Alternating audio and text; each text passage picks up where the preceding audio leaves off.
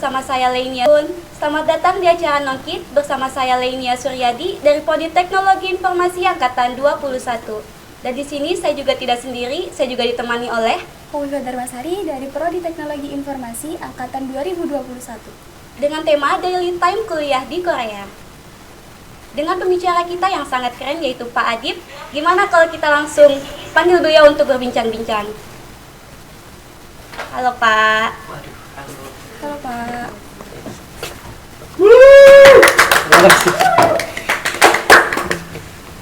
Gimana Pak kabarnya pada sore hari ini?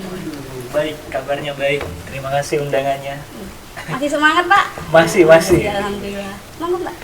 Ngomong-ngomong nih Pak, kan Pak Adib ini dosen di Teknologi Informasi. Ya. Bapak mengajar di mata kuliah apa nih kalau kita boleh tahu? Terus Saya kapan ngajar. kita bisa bertemu sama Bapak? Saya ngajar ini ya tentang pemrograman dasar sama kaitannya sama Internet of Things biasanya.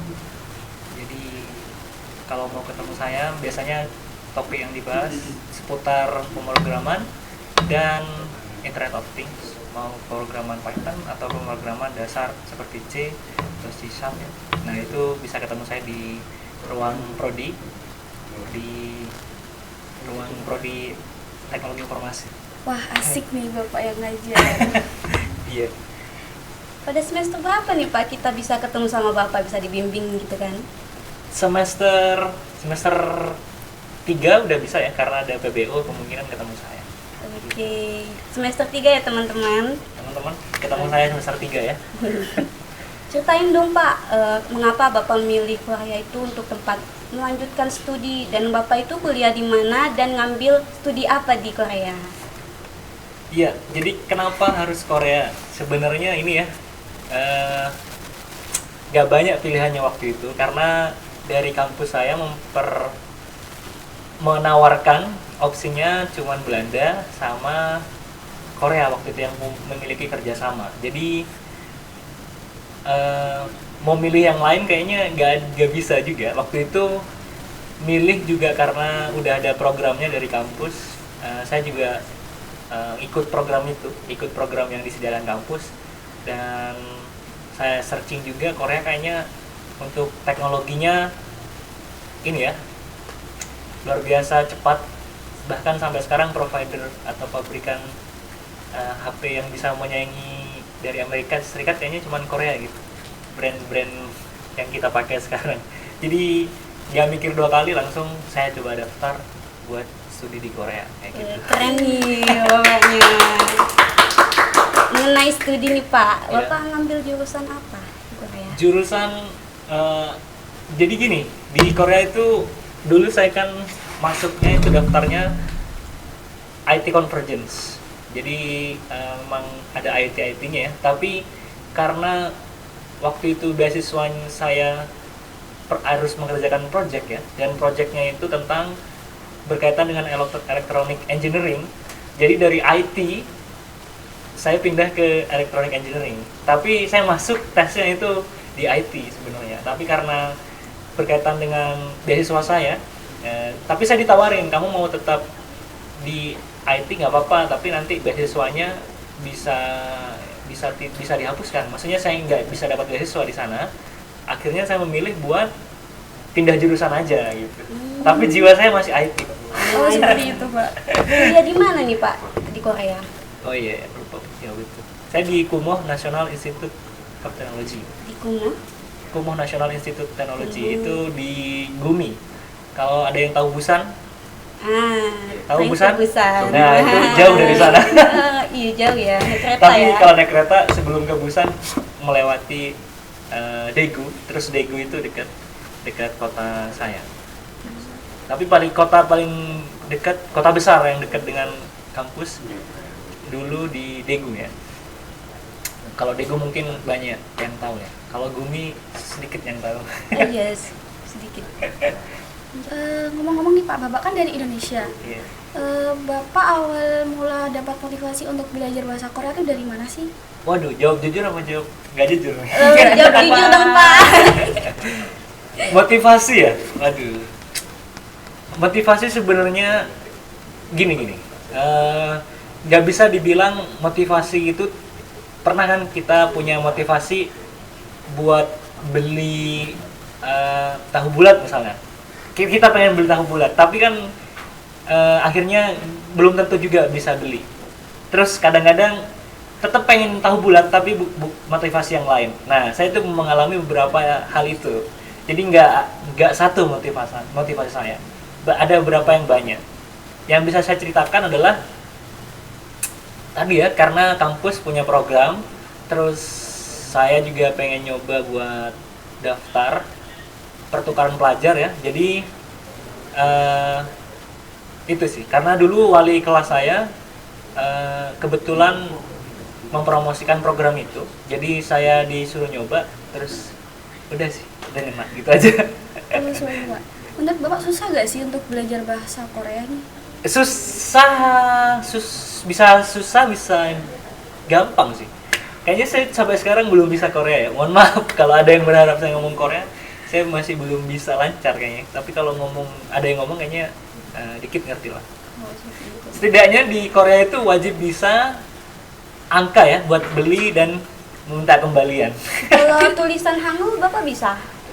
Bisa baca, tapi kadang artinya sulit ya. Artinya sulit, harus menghafalkan. Kalau baca Hangul itu seminggu bisa lah. Maksudnya nggak terlalu sulit kayaknya. Kalian juga bisa. Yang di rumah kalau mau nyobain belajar alfabetnya, bisa coba. Bisa dari abjad dulu, Oh, dari iya. A sampai Z, terus digabungin lagi kan? Ya gitu. Pertanyaan selanjutnya nih Pak, kan kalau di Indonesia itu masih ada lah yang namanya senioritas. Senioritas. Kalau di Korea itu masih ada nggak sih Pak? Senioritas. Mm-mm. Kebetulan lingkungan saya itu ini ya, lingkungan international student aja. Jadi saya nggak terlalu banyak punya senior yang Korea. Tapi kemungkinan ya, kalau sedengar saya, kalau di mereka kan ada wajib militer ya, jadi kayaknya ada sih, tapi nggak sampai bullying yang kayak di Indonesia sampai meninggal itu, enggak sih. Tapi rasanya kalau senioritas tuh ada, tapi nggak begitu kental sih, kayak gitu sih Pak. Menurut Bapak nih, kehidupan di kuliah di Korea tuh berat gak sih? Apalagi Bapak ini kan seorang muslim di sana. Kehidupan di Korea sebagai muslim ya berarti pertanyaannya. Bisa dibilang berat, bisa dibilang juga enggak, tergantung. Kan muslim juga bisa ini ya, maksudnya macam-macam kan. Ada yang Iya. ada yang strict banget, ada yang agak longgar. Kalau menurut saya dibandingkan yang dulu-dulu, kalau dibandingkan zaman saya udah banyak perubahan ya. Di zaman saya udah ada masjid di Gumi, di kota kecil aja kita punya masjid sendiri gitu ya. Tapi dari segi fasilitas ibadah udah cukup mumpuni ya. Udah di setiap kota itu hampir ada, nggak selalu ada, hampir ada masjid, meskipun kegiatannya ya cuma sholat Jumat sih, nggak 5 waktu. 5 waktu tapi mungkin kalangan masjidnya aja, nggak ada azan, jadi azannya pakai ini Muslim Pro, pakai aplikasi masing-masing. Pak, kayak seperti puasa itu Pak, kan beda 2 jam lebih, selisih 2 jam sama Indonesia. Puasa ya, jadi puasa itu kalau di saya kemarin kan 2020 ya, puasa itu kan pakai tanggal hijriah, tanggal bulan ya, nggak matahari, nggak umum. Nah itu kan bergerak. Waktu saya pertama kali ke Korea itu sekitar 2018 mungkin. Nah itu kemungkinan bulan puasa kalau nggak salah ya, itu sekitar bulan apa ya, Agustus mungkin. Jadi kebayang ya, masih panas-panas banget. Jadi matahari itu sangat panjang. Sedangkan kita selama ada matahari kita nggak bisa makan dan minum. Nah jadi saya itu seringnya habis taraweh itu biasanya ini ya, nggak bisa tidur lagi, jadi langsung sahur. Karena kalau sahur di sana itu jam 3 kalau nggak salah, jam 3 saya lupa kalau tepatnya, jam 3 mungkin udah imsak. Tapi buka puasanya itu jam 7:30 kalau nggak salah. Kapan apa nih Pak? 7:30 malam. Oh. Jadi Kalau yang bilang di Indonesia udah berat ya puasa, wah di Korea lebih berat. Udah imsaknya duluan, bukanya lebih lambat kayak gitu. Iya. Jadi tapi kalau yang 2000 saya kesana lagi buat studi S2 itu udah maju ya. Kemarin bulan apa kemarin? Bulan puasa. Sekitar Bulan Mei ya. apa ya? April Mei kan ya. Nah, itu kan udah lumayan ya. Maksudnya nggak terlalu musim panas. Masih musim ya masih mau musim panas lah, tapi nggak terlalu lama. Ya kalau kalian ada yang mau ke Korea lagi buat studi, jangan khawatir nanti tahun berikutnya kan makin maju. Iya. Kemungkinan ya makin pendek lah ininya. Tapi seru juga sih kalau misalkan pas Desember ya, pas musim winter. Jadi di sana itu subuhnya jam 6. Jadi kalian masih mungkin ya, masih bayangan saya kalau winter, saya belum pernah puasa winter maksudnya puasanya belum pas di winter ya. Tapi kemungkinan enak ya. Jadi kalian imsaknya itu bisa sampai setengah 6 mungkin. Oh, seperti itu. Enak ya. Jadi Iya. kalian silakan bersemangat. Mungkin 2025 sampai 2027 mungkin kalian udah puasanya udah mulai Januari, Februari mungkin. Iya. Kan makin maju kan. Makin maju. Iya, jadi gitu sih paling. Lalu kalau kan Bapak ini Muslim ya, merayakan hari raya kan? Merayakan hari raya. Nah, itu Bapak merayakan di Indonesia atau di sana di Korea? Di sana karena perayaan Muslim yang libur itu hanya di kita, guys. Jadi di sana nggak ada libur. Jadi kalau Idul Fitri ya buat kita aja. Di sana Idul Fitri ya bekerja seperti biasa. Jadi saya izin ke pimpinan buat merayakan Idul Fitri. Setelah sholat ya ada ramah tamah sedikit, habis itu ya kembali kantor, ya, aktivitas seperti biasa. Kalau di Korea apakah ada perbedaan dalam merayakan hari raya gitu Pak? Hari raya Muslim ya? Mm-mm. Ya sangat beda ya, karena di sana rata-rata MUI-nya Korea itu bakal ngeluarin minta yang Muslim buat libur gitu. Jadi kalau nggak diminta libur, ya yang bekerja tetap masuk. Di sana itu yang libur cuma Christmas. Jadi hari rayanya teman-teman Kristen itu juga nggak perlu izin, itu memang libur 25 kan? Ya, 25 itu libur. Berarti Bapak didata dulu ya Bapak? Iya, saya didata dulu, saya dipamitkan bahwa saya Muslim, terus saya harus merayakan di tanggal ini. Nah gitu teman-teman.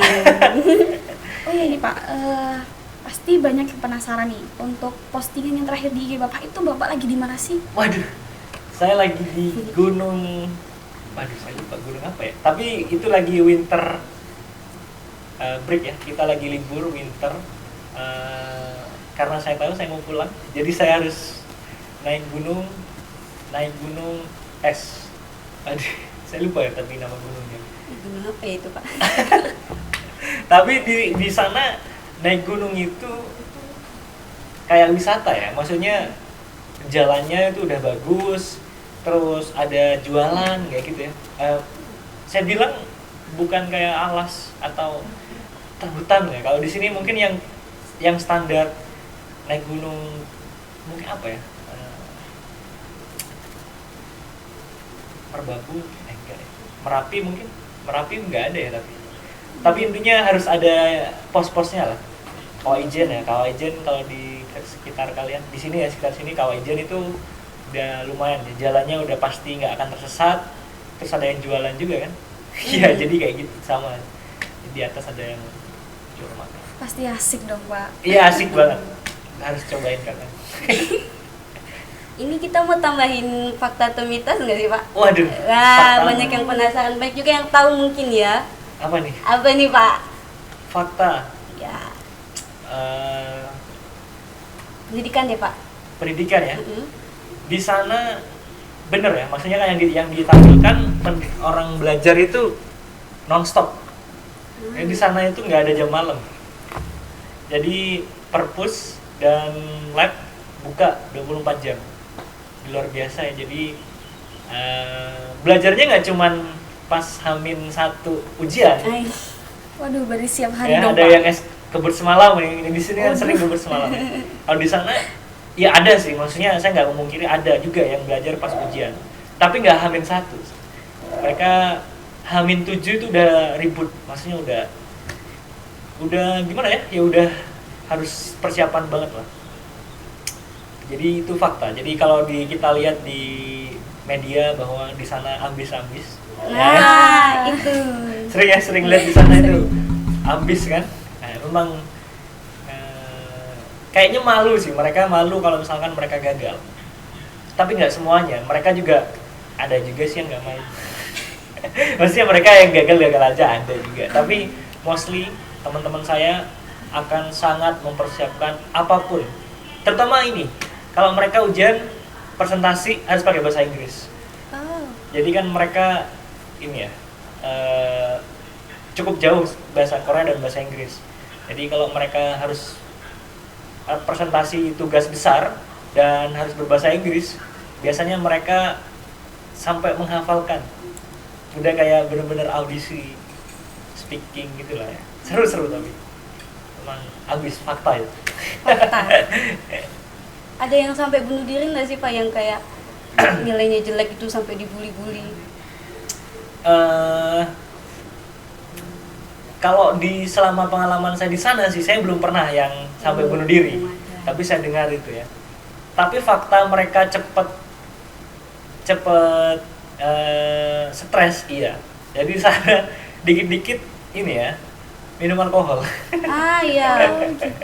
Jadi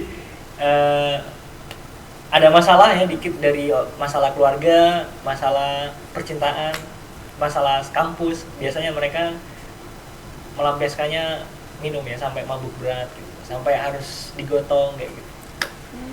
Dan fakta juga, jadi mereka kalau mabuk itu nggak malam.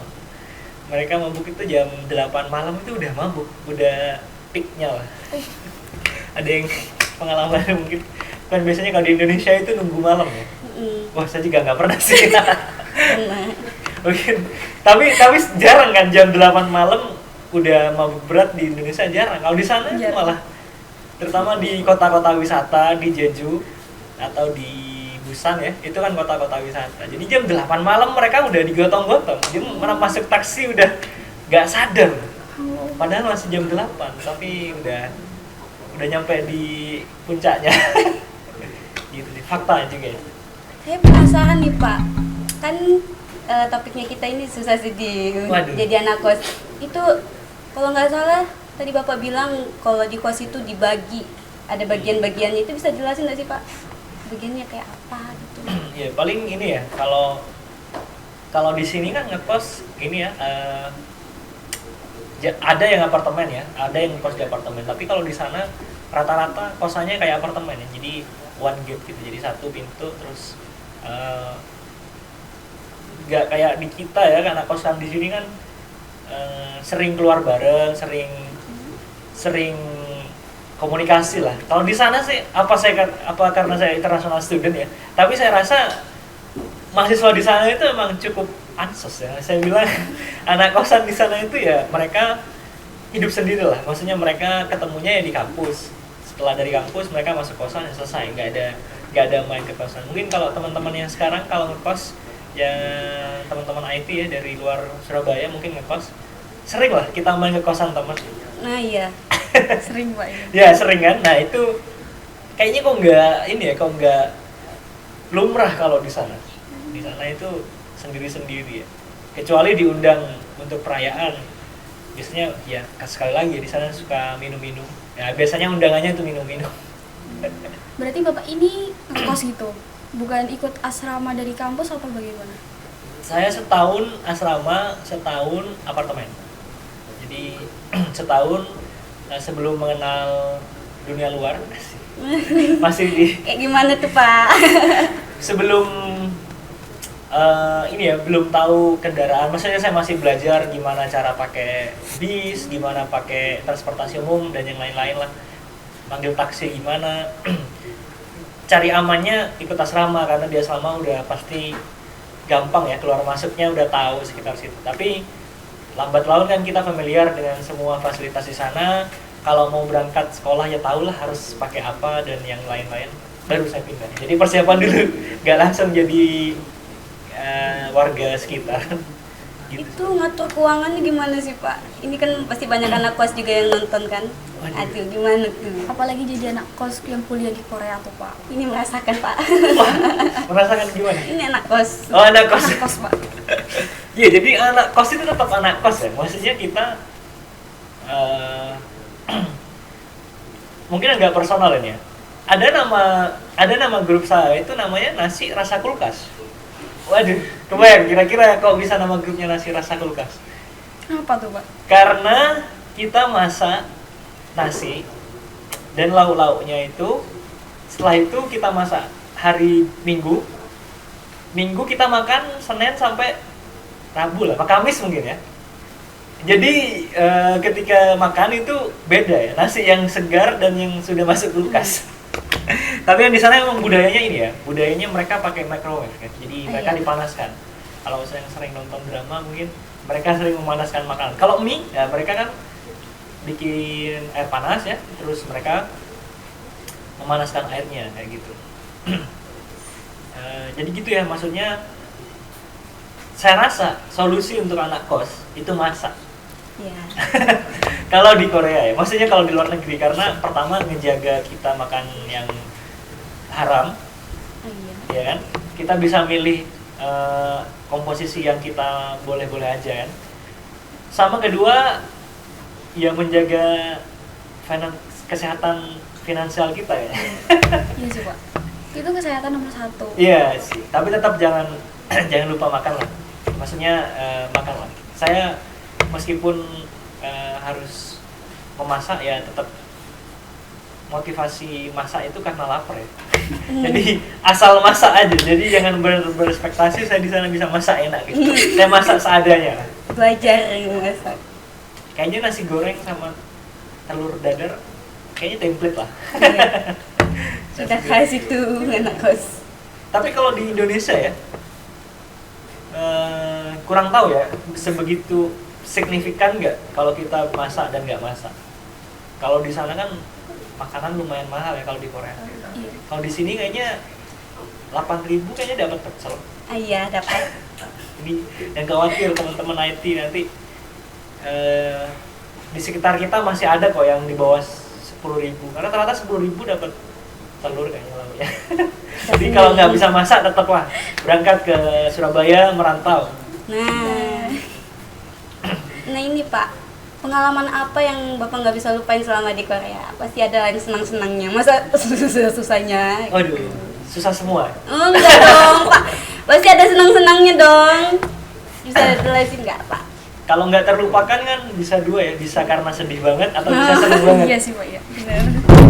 Seneng banget ya pasti pas wisuda lah. Siapa yang nggak seneng banget kan? Nggak nyangka bisa wisuda di negeri ginseng yang saya nggak pernah bayangkan sebelumnya.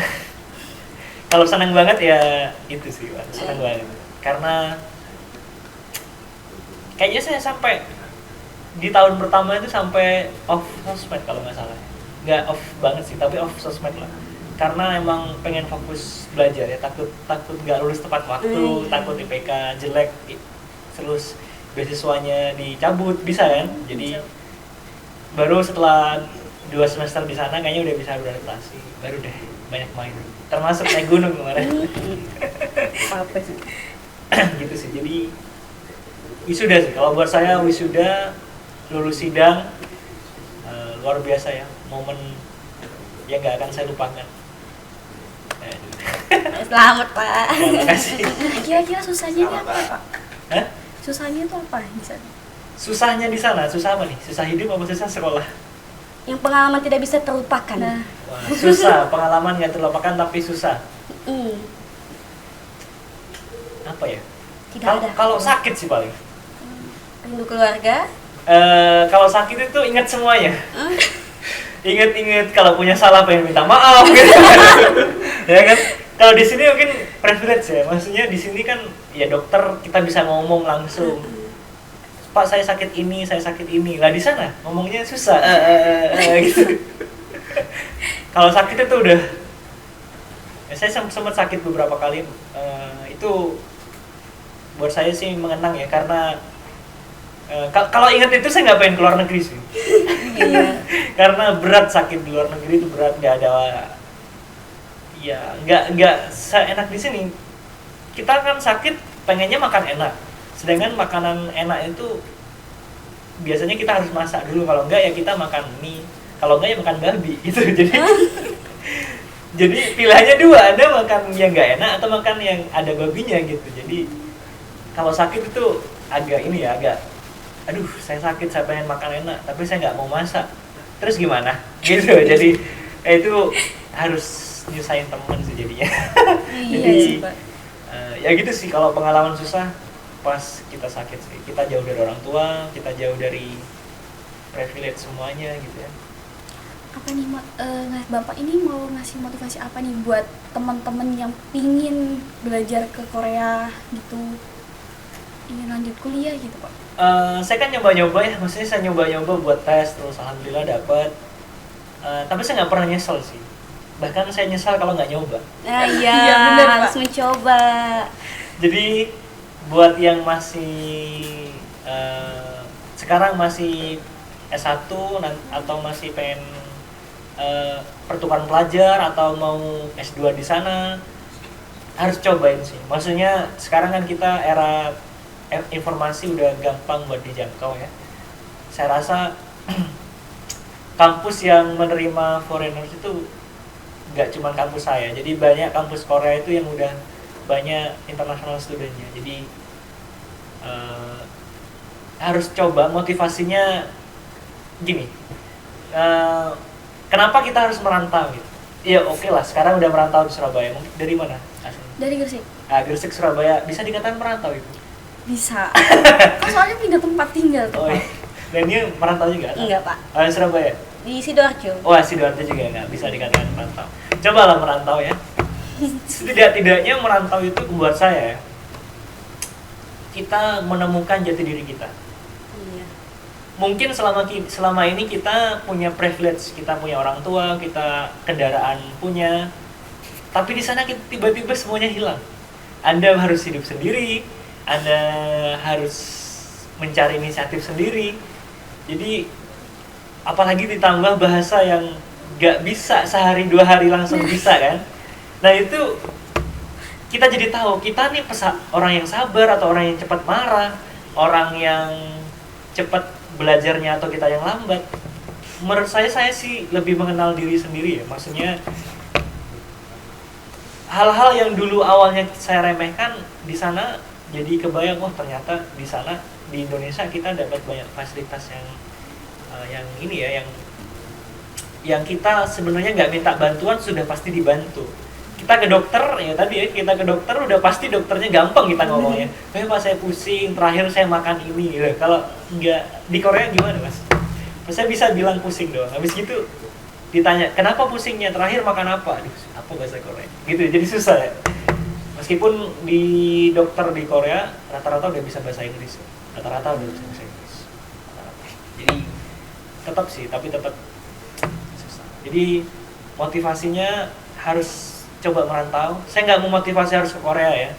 Boleh ke negara yang lain, boleh ke Inggris, boleh ke Amerika, atau ke Singapura mungkin, atau setidaknya kalian harus mencoba keluar dari zona nyaman. Oh, berarti ini harus dicoba nih Pak. Ya, jadi harus keluar dari zona nyaman. Benar. Nggak harus Korea, nggak harus luar negeri, mungkin minimal beranikan diri lah buat lepas dari semua fasilitas yang udah kita miliki dari sejak lahir, gitu ya. Karena sejatinya kita bakal hidup sendiri kok. Iya. Jadi nggak ada yang bisa nolong kita. Maksudnya ada sih, tapi rasa-rasanya kalau dari kita sendiri nggak mau berubah ya nggak akan berubah kan. Jadi cara ngetes kita udah siap beneran hidup mandiri adalah ya merantau lah.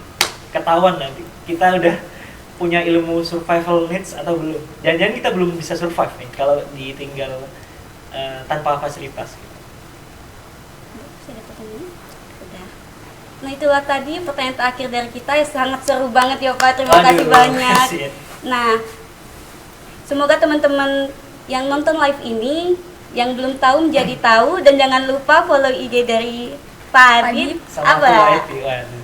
Apa nih Pak nama Kayaknya Instagramnya? M Adib Kamali nih. Lupa. @adibkamali. M Jangan lupa Adib follow. Kamali ya. Wah, ini boleh di follow nih teman-teman. Segera di follow dan lupa. Yang paling penting follow IG IT. Ayo, Follow siapa IG yang belum IT. follow? Dan jangan lupa follow IG saya @lainia_suryadi. Dan jangan lupa follow IG saya @kadarma_ds7. Itulah tadi. Mudah-mudahan ketemu di lain waktu ya. Iya. Semoga Pak. Mudah-mudahan Amin. ketemu saya di semester berapa? Semester 3. Semester tiga. Semester 3 atau semester yang lain. Mudah-mudahan kita ketemu. Di lain Kami pamit kesempatan. undur diri dan sampai jumpa di Nongkit selanjutnya. Dadah. Bye-bye. Kamsahamnida.